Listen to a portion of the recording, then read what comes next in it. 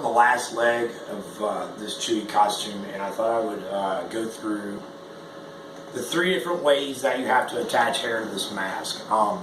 It's a lot more than just basically coming in and just gluing a bunch of hair everywhere.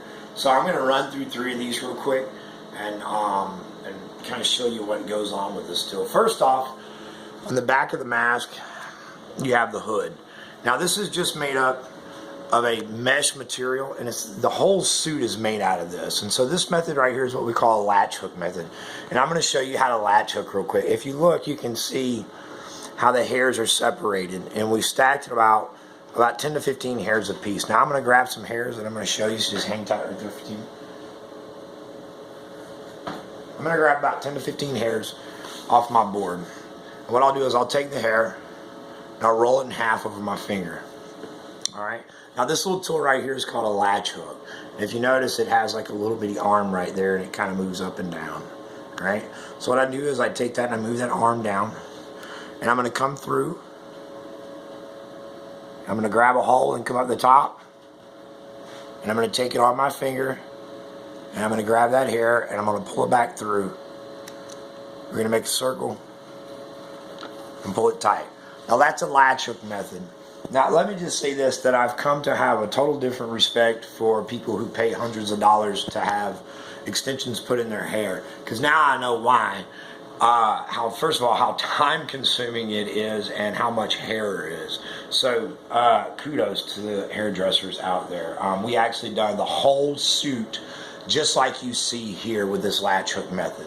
Now moving on from that, we'll finish up the hood with the latch hook. And you notice the hood is basically just lifts up like this on the underside of the mask. Alright? So we'll finish up the hood with the latch hook method. Now I'm going to show you how we start putting hair onto the mask. And no, the mask is not all going to be gray hair. This is just, we'll add brown as it comes in. Now first of all, what you notice is the lines on the mask, right?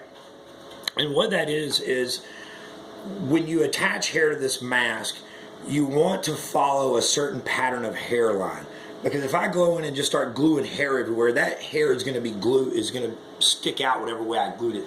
So I drew lines following the hairlines, and I want to try to make my hair glue into these lines, how it comes in like this right here, right?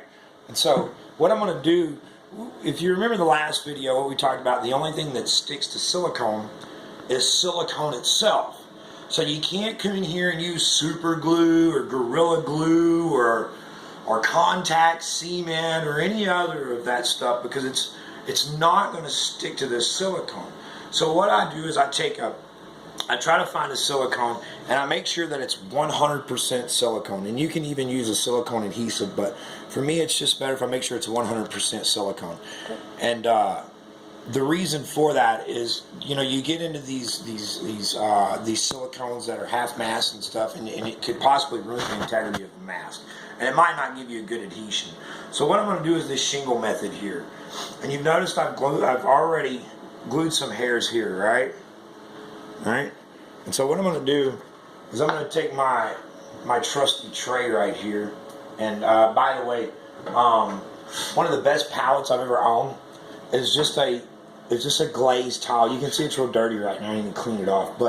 And the reason why is, for one, you can get these things for about $2, $3, and I can put silicone, paint, anything on this thing, and I can just take my hand scrub and just scrape it right off. So we'll worry about that later. So I'm going to take some silicone, 100% silicone, and I'm going to squeeze some on the palette, right? And then I'm going to take these popsicle sticks right here, and you can get them at Hobby Lobby or Walmart for next to nothing for a bag of these things, right? So I'm going to take some silicone, and I'm going to move over to the mask, and I'm going to go ahead and show you where I've already done on the hairline here. And all I'm really going to do is I'm going to take it and I'm going to move across, all right? Then I'm going to take a little bit more hair. And I can be a little more liberal with hair when I'm shingling. I don't have to necessarily have 15, 20 hairs. I mean, I can grab a pile of hair. And I'm going to cut the tips to make them straight. And I'm going to use that same stick I had. And I'm going to separate that hair a little bit. I'm going to place it on my glue line, on my silicone glue line. When I get it on there, I'll take it and I'll separate it a little bit. Alright? So I'll grab another one.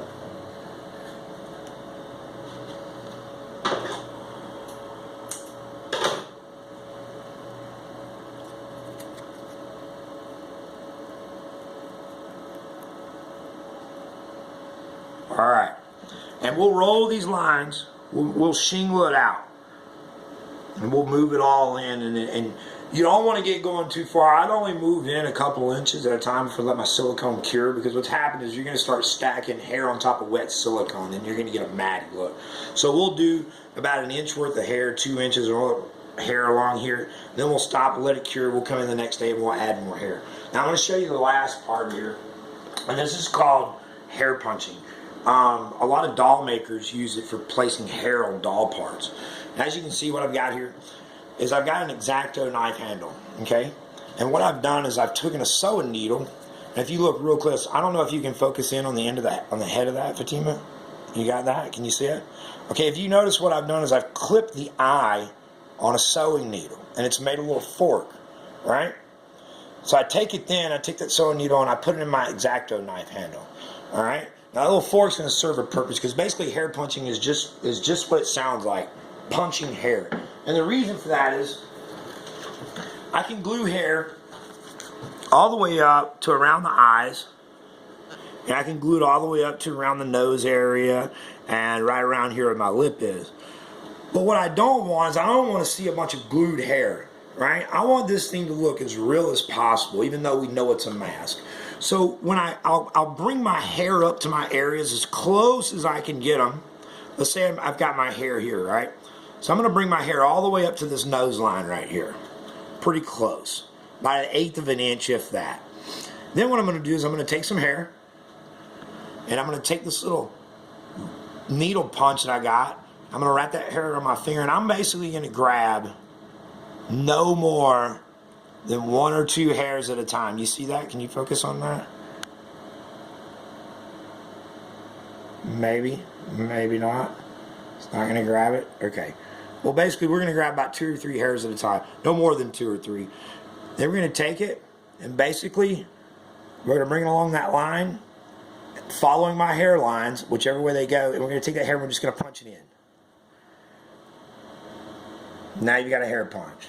And then we'll continue to do that 1 to 2 hairs at a time along all my hairlines. And what that's going to do is that's going to give you a look of just like a human scalp looks. And it's going to add detail to the mask. Alright? So you can see that? Okay. So that's the 3 methods of hair, how we're going to attach this thing. And it's probably going to take a little while, so bear with us. But we'll have this thing done probably here in the next month or so, and we'll post a video with the whole mask and the suit and everything done.